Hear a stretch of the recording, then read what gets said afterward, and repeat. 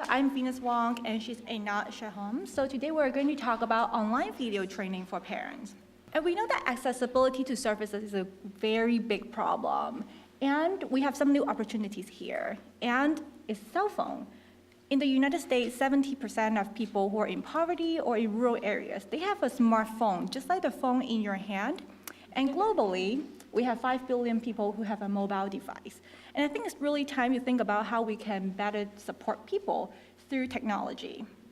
And many different fields have been using videos to route videos through mobile devices to disseminate evidence-based practices. For example, HIYH, they're using videos to teach surgeons to do surgery.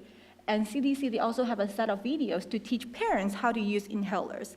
And in the field of autism, these 3 very popular models, they also have their own videos to try to teach providers or parents about their early intervention strategies. And today we're going to focus on the Early Start Denver model.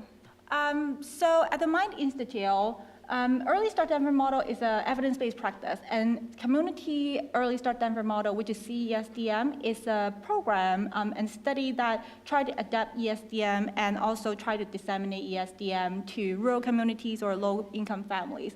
And they develop a set of video trainings trying to give it to parents and teach parents how to use ESDM strategies. So let's take a look at the ESDM, the Help Us in Your Hand website. So this is a set of videos developed from the CESDM project. Today we're going to focus on 2 questions. So if we give Help Us in Your Hand to parents, do they use it? And the second question is, do they learn the strategies after watching the Help Us in Your Hand modules? So here's our method. So first of all, we recruited a few parents and try to really give Help Us in Your Hands to them. And I'm not going to go through all the inclusion criteria, but they're parents of a child who is pretty young, from 18 to 36 months, and also they don't have enough early intervention. Basically, they have no more than 6 hours of weekly intervention. And we're going to share 2 cases with you because the study is still ongoing. So we have 2 moms. The first mom, she's from Romania. She doesn't really have access to services. And the second one is from a southern state of the United States, and she doesn't also have access to early intervention either. Both of them, they're pretty highly educated, and they're really motivated too. For this study, it's 12 weeks, so we give the Help Us in Your Hand program to parents for 12 weeks. Before they get access to Help Us in Your Hand, we got videos of them interacting with their kids, and then we also ask them to fill out a set of measures. And then we do the same after 6 weeks, and then we do the same after 12 weeks. At the end, we also ask them for feedback as well. Here are the measures that we used. To answer the 2 questions that we're going to present, we're going to focus on 2 measures. The first one is ESDM fidelity measure, and the second one is basically just usage data from the website. For the ESDM fidelity measure, it's basically just a fidelity measure that, and now we coded the videos and see whether parents actually use the strategies taught in the ESDM model. It's a 5-point scale. 5 is better, and then 1 means that parents don't use the strategies, and we didn't observe those in the videos. So like Venus said, we had 2 moms that we're going to present today. So mother number 1 completed all the videos. He watched all of them.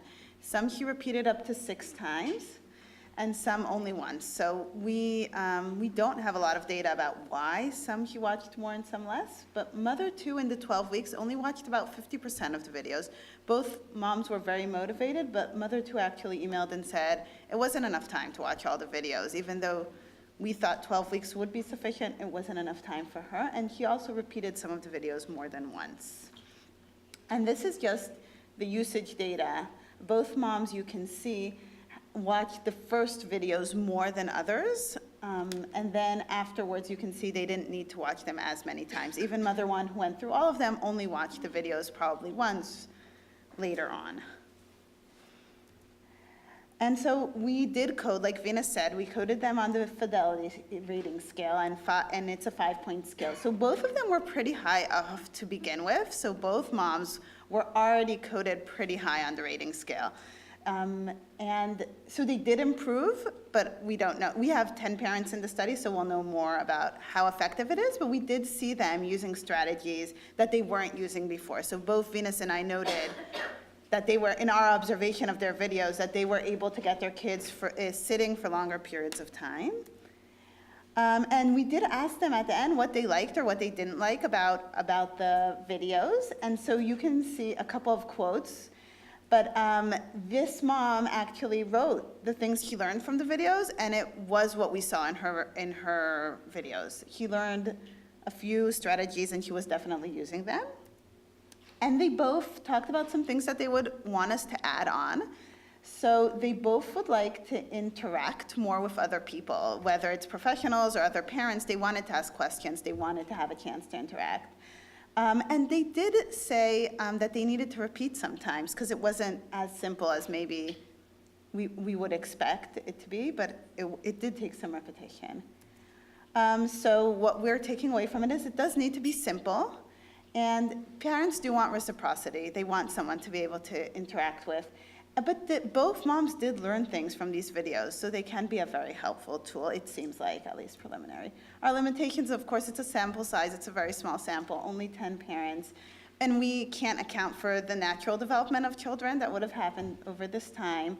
And recruitment, so we recruited a very diverse group. It's both international and national, and it's very diverse. So we just wanted to thank both Aubin and Sally, who are our mentors, and Mary Kate, who was a big help in this project as well, and of course the moms who participated. The UC Davis Mind Institute was created in 1998 with a promise to find cures for neurodevelopmental disorders. Every day, our physicians and researchers come closer to fulfilling that promise.